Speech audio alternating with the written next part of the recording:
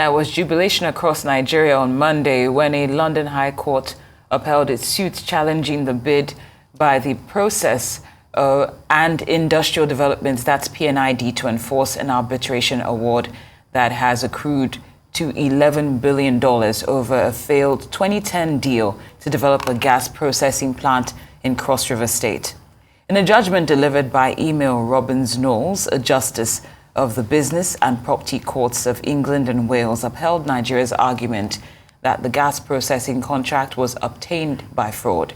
The court ruling brought to an end a 5-year legal battle to quash the arbitration award.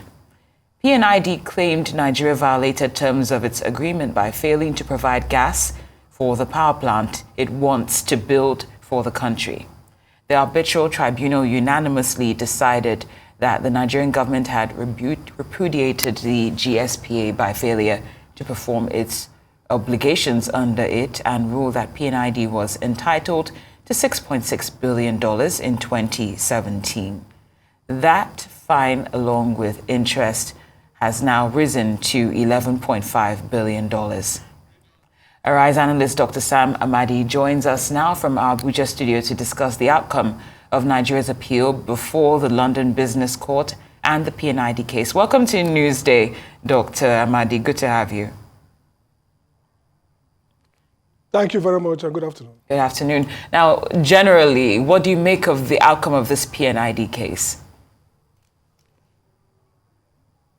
I think a big relief to Nigeria. I mean, everybody's happy.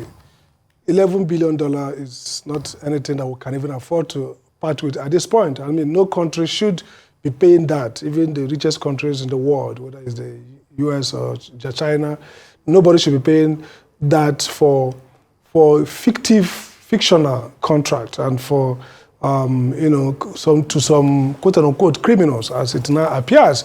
And so it's really a relief for government, particularly at this point where, in spite of how government officials behave, we face real fiscal crisis. We have a revenue problem, we have a debt problem, and we also have even oil revenues going down, the whole issue around stolen oil. So we really need to conserve as much as we can. And being let off this hook, this very dangerous hook.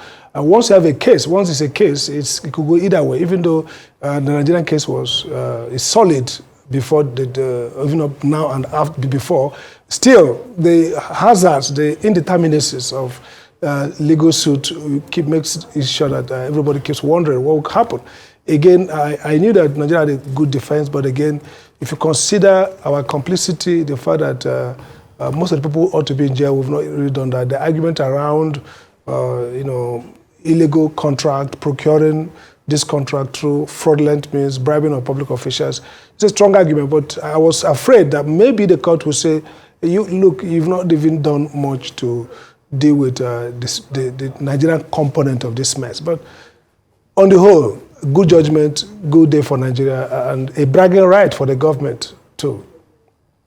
Dr. Sam, some would say this calls for some reflection, understanding that it has also exposed the fact that there are huge lacunas within the system, within government, within governance that would have allowed this happen. And that this happened back in 2010 and they lingered for this long.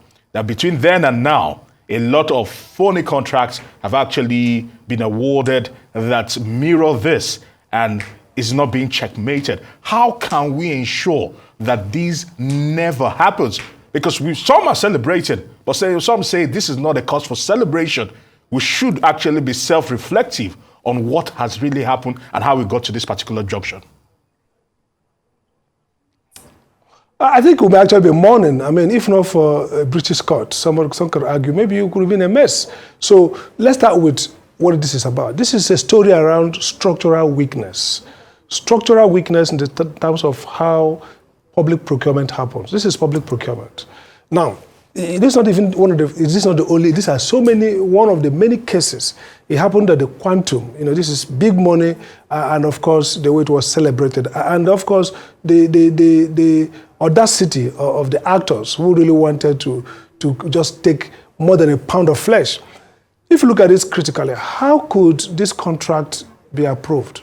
It involves state governments, it involves federal government. NNPC.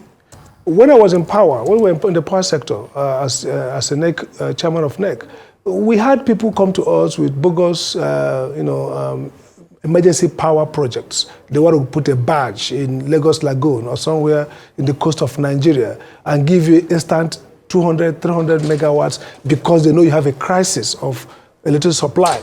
And many officials bought the idea, and this is going to cost us a lot of money, far more than any power plant in the world. So those are some of those roguish projects. Some come from countries that have no established corporate governance. I mean, I don't want to mention names, but I saw countries in the East, in the Caribbean, around the world where this is just like safe haven for fictitious companies, portfolio companies. They come with us, and then some officials buy the idea, and they come to you and press and go to the villa, talk to the presidency people. They call you for a meeting. This looks like a good project. We need to get power into the system. So they use that scarcity to create an emergency and create undue urgency to sign off to very improbable contracts. We need to now think in terms of how do you do proper vetting? There was a time they talked about no department of government should, sign up to any such contracts without proper vetting by a centralized system. But that is not even working because of corruption. Many of the people who are either in the Ministry of Justice who vet things, or those who in the major income parastatals like NNPC. Dr. Amadi, Yes. I'm really sorry to interrupt you, but unfortunately we've run out of time for now. We hope to have you again. Thank you for your contribution here on Newsday. We appreciate you as always.